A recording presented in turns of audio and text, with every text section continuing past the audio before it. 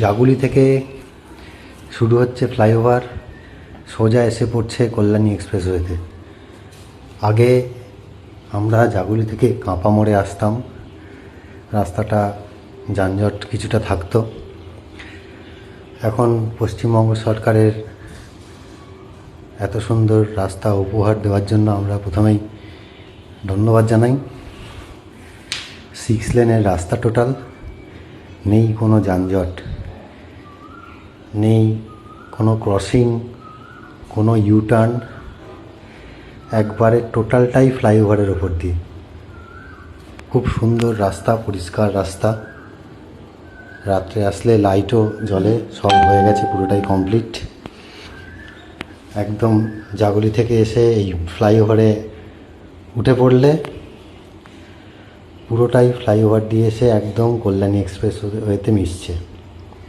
পুরো ভিডিওটা এখানে দেওয়া আছে। টোটাল 9 কিলোমিটার রাস্তা। অ্যাভারেজ স্পিড 60-তে চালালে সময় লাগলো 6 মিনিট 15 সেকেন্ড।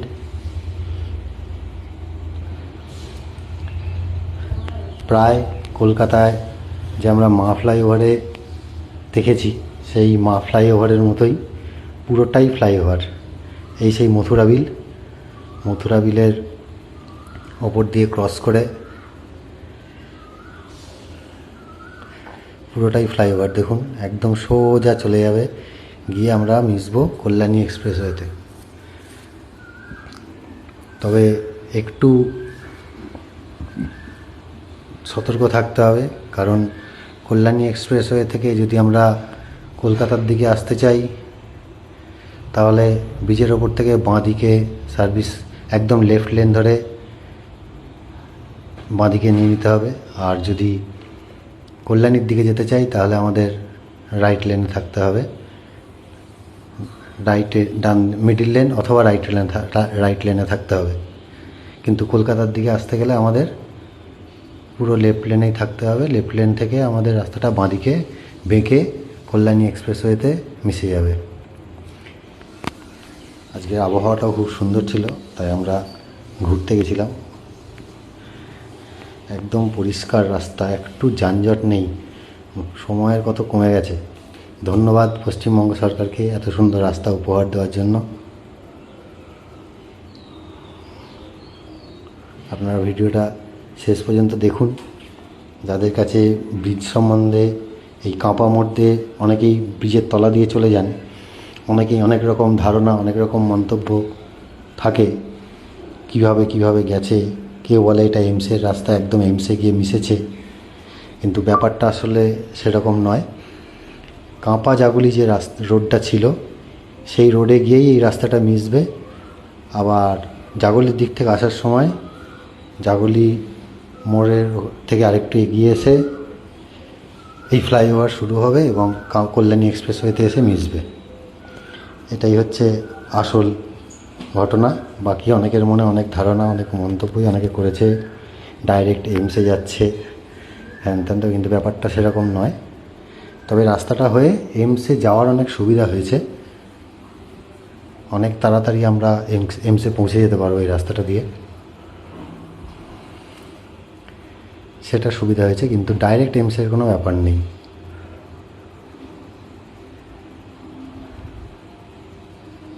দেখেন, এই সেই মথুরা বিল পাশে। সামনে ভিডিওটা আর একটু গেলেই দেখতে পাবেন।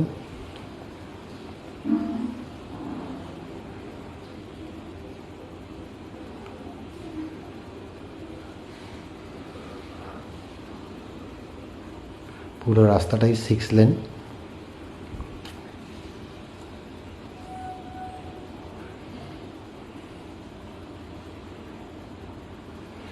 তবে সকল ড্রাইভারদেরকেই বলবো, স্পিডটা কন্ট্রোলে রাখবেন নিজেদের। এত সুন্দর রাস্তা পেয়ে ওভার স্পিডিং করবেন না, তাতে বিপদ আপনারও হতে পারে, অন্য কারোরও হতে পারে। সেটা মাথায় রাখতে হবে সকলকেই, সকল ড্রাইভারদেরকেই।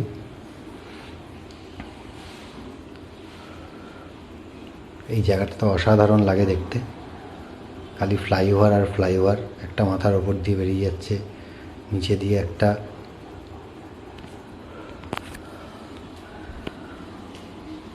ডান দিকে যে ফ্লাইওভারটা উঁচু, ওটা আসার কল্যাণী এক্সপ্রেসওয়েতে থেকে যখন এমসের দিকে বা জাগুলির দিকে যাবেন 34 নম্বর জাতীয় সড়ক ধরার জন্য, এখন NH-12 হয়ে গেছে ওটা, তখন ওই ওপরেরটা দিয়ে এসে আসতে হবে। আর এই দেখুন এখানে এই লেফট লেনে ঢুকে যেতে হবে আপনাকে, যেহেতু আমরা কলকাতার দিকে যাব তাই। আর যারা কল্যাণীর দিকে যাবে তারা রাইট সাইড ধরে বেরিয়ে যাবে। এই আমরা লেফট লেন ধরে বেঁকে যাচ্ছে ব্রিজের ওপর দিয়ে। ফ্লাইওভার এখনও শেষ হয়নি, সেই ফ্লাইওভারে আমরা উঠেছি, তা পুরোটাই ফ্লাইওভারের ওপর দিয়ে গেলাম। এই এসে কল্যাণী এক্সপ্রেসওয়েতে মিশে যাচ্ছে রাস্তা।